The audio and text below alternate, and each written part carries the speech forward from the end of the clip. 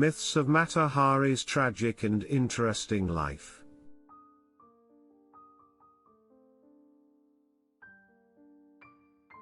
I want to discuss Mata Hari this time. Actually, I had been contemplating this topic for a while. I didn't quite know what aspects or nuances I would touch upon during those early stages of thinking about it. Mata Hari's life is overwhelmingly peculiar, intriguing, and tragic. Let's delve deeper. Let's listen to the interesting tales of the world's most sensational and famous female spy. 1. She found her husband in a newspaper advertisement.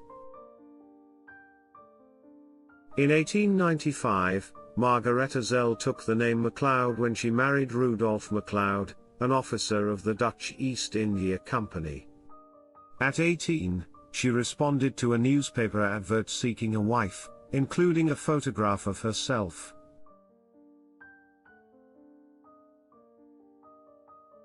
Her application was successful, and she married Rudolf, who was 20 years her senior. Together they moved to Java in the Dutch East Indies in 1897. This marriage elevated her social and financial standing, and the MacLeods had 2 children, Norman John and Louise Jeanne, nicknamed Non. Rudolf was a jealous, abusive alcoholic, and despite having affairs himself, he was envious of the attention his wife received from other men. It was an unhappy marriage. In 1899, their 2-year-old son Norman died, reportedly poisoned by a nanny, while his sister barely survived. After this tragedy, the MacLeod family returned to the Netherlands. Margaretha and her husband separated in 1902 and divorced in 1906. She initially won custody, but Rudolf refused to pay the agreed allowance. Margaretha could not support herself and her daughter, nor fight back when her ex-husband took custody of the child. 2. She gained fame as the Oriental dancer, Mata Hari. After separating from her husband, Margaretha sought work in Paris. When efforts to secure respectable employment such as a lady's companion, piano tutor, and German tutor proved unsuccessful, she returned to using the most viable asset she had, her appearance. She worked as an artist's model while building theatrical contacts to get roles in plays.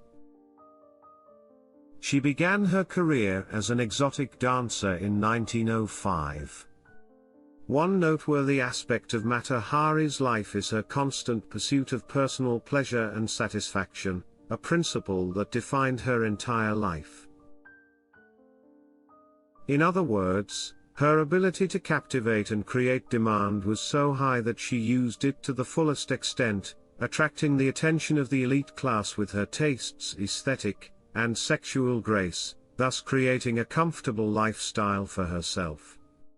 As an exotic dancer, Mata Hari introduced several innovations to her art, dazzling the elite classes of her time and even being considered one of the pioneers of striptease art. However, she was disdained by serious cultural institutions as a dancer who did not know how to dance. For her time, and in later periods, Mata Hari was both hailed as the most skilled dancer and criticized as a fraud who knew nothing about dance. She was compared with the most beautiful women in the world and simultaneously looked down upon as an ugly duckling selling her body. 3. Espionage. She had started her career as a dancer relatively late, and had begun to put on weight. However, by this time, she had become a successful courtesan, recognized more for her sensuality and eroticism than for her classical beauty. She had relationships with high-ranking military officers, politicians, and others in influential positions in various countries. During World War I, the Netherlands remained neutral, allowing Zelle, as a Dutch citizen, to cross national borders freely. To avoid the battlefields, she traveled between France and the Netherlands via Spain and Britain, attracting attention inevitably. During the war, Zelle engaged in a very intense romantic sexual relationship with Captain Vadim Moslov, a 23-year-old Russian pilot serving with the French, whom she considered the love of her life. In the summer of 1916, Moslov was shot down and badly wounded during a dogfight with the Germans, losing sight in his left eye.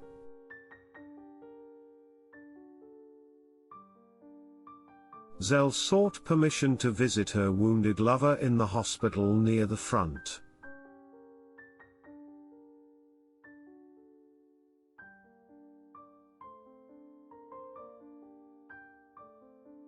Agents from the Deuxième Bureau told her she would be allowed to see Moslov if she agreed to spy for France, beginning her officially recorded journey into espionage.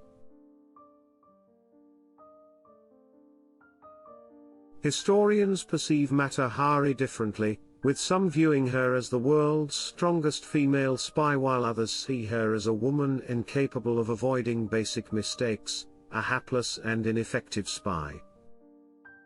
In reality, she might have fallen victim to her desire for more exciting life experiences, even if she did not want to, in essence, like a good deed done accidentally or unintentional wrong. People need to choose a path in life, understand their role, and live accordingly. She chose hers, organizing the most luxurious entertainments for the elite class in society, building a wealthy life with their money, and taking advantage of the opportunities provided by high-ranking men while having a good time. The entire society appreciated her for this role until she deviated from these principles.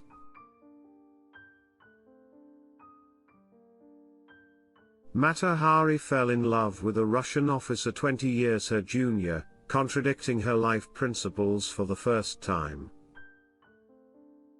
She did something selflessly for someone else. This action led to the most challenging period of her life because society did not accept it and ultimately punished her with death.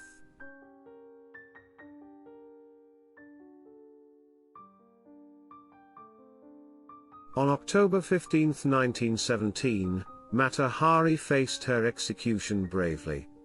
She refused a blindfold and blew a kiss to the firing squad before they fired. It was a dramatic end for a woman whose life was full of adventure, intrigue, and scandal.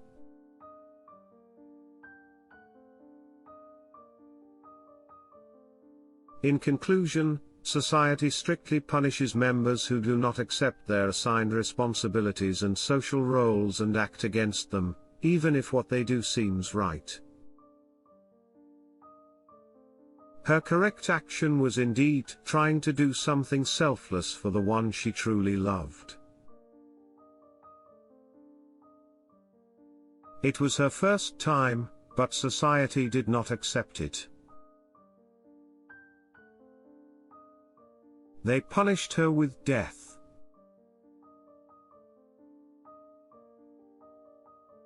Moreover, in the courtroom, Russian officer Moslov denied having any relationship with Mata Hari. At the end of his life, he received the hardest blow from his beloved.